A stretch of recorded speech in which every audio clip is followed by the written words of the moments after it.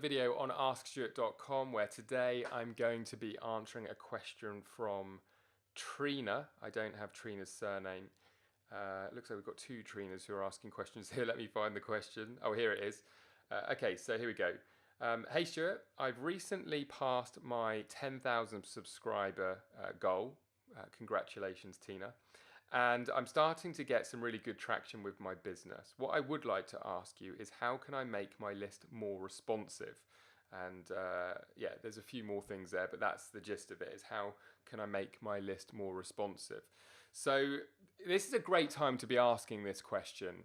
10,000 subscribers. A lot of people get far too, concerned with doing everything perfect and doing everything right when they're really not in a situation where they need to be worrying about that kind of stuff. In other words, they're getting one or two leads here and there, maybe a couple of leads a day. They're not very consistent. And actually, when you're at that stage in your list growing or your list building, you really do want to be treating it as more of a numbers game at that stage. You just want to make sure that you're consistently getting your ads or your marketing or your blogs or whatever it is that you're doing out there and seeing consistent results coming through. Too many people get way bogged down on marketing strategy long before they're ready. So great time to be asking, like I said. Now, when it comes to creating a more responsive list, simply put, the way to do that is to be of value to your subscribers. And there's really no other way for me to answer this. You're either interesting and you're either creating engagement with them or you're not. And your responsiveness is going to be a direct reflection of that.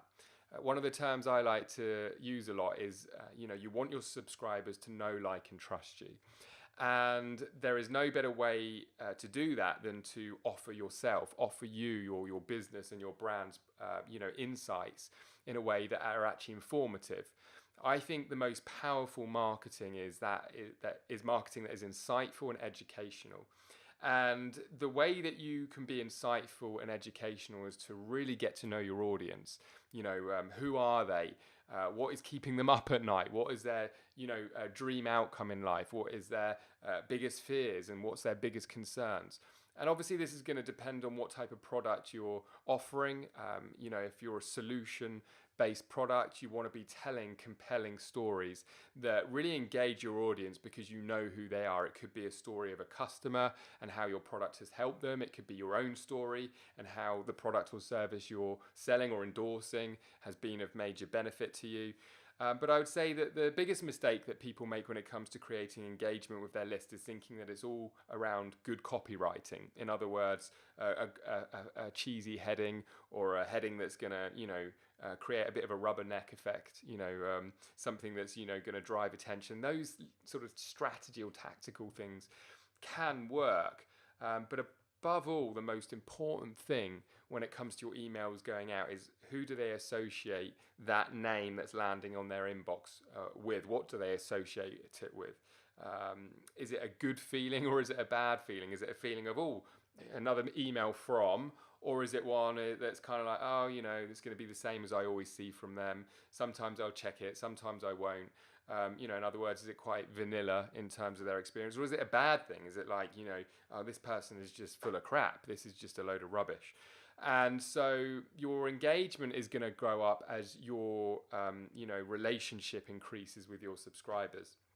So a few ways that you can increase engagement is one is to really ask questions to your subscribers. How can I help you? As an example, simple questions. Did you find this interesting after you've actually written out a long email? Let me know your thoughts, that kind of thing. If you're sending people to blog posts, encourage them to comment. If you're sending them to YouTube and videos, encourage them to interact with you there. My tactic or strategy, if you like, personally with my email, typically has been to keep it within email. I don't do a lot of blogging and I've actually not done a lot of YouTube stuff. Certainly over the last few years, majority of my interaction is through the inbox. However, for me, I would like to begin to create change, and I'm planning to do that with my own audience, and that's to create more engagement in my social. So for example, my Instagram and my YouTube and my Facebook, and we're actually putting together a strategy for that right now. And this is just kind of the beginning of I guess, getting to know or my audience getting to know me better, I should say, so that I can better serve them. Think of it this way: when you really get to know somebody because you're listening to their videos or their podcasts or you're reading their posts or their emails, you feel a lot more confident that they can help you in certain areas. If you watch these types of videos and you watch 3 or 4 in a row as an example, you're going to remember me and you're going to think, do you know what, when I have got information or a question or a concern or I want to know something, Stu is a guy that I might go to. That's a really, really good start. And then as you start to really create more value for your subscribers, not only is the engagement going to go up, but the trust is going to go up. And that's when all the magic really starts to happen. People really come to know, like, and trust you. The engagement goes up, which of course is going to create a more loyal following, which means your email open rate is going to go up, and you're going to see better results when you do create a call to action. For example, visit this link, check this out, come to my blog, leave a comment, reply to my email, watch this webinar, check out this product, check out this service. So you don't want to be that person that just builds a list of subscribers, making it all about you and trying to, do things that are your intention, get them to do things that you want them to do without actually, offering, value to those people. Always think about why they're subscribed in the first place and how you can help them better make an informed decision about you or what it is that you do or the services that you provide. And in my opinion, the best way to do that is through engaging stories and creating an environment for people to really learn more about what you do in whatever capacity, whether that be you're a social media kind of person or you're a written word person, do it through your emails or your blogs or PDFs or ebooks, or maybe you're more of a video person and you'd rather just stick on a camera.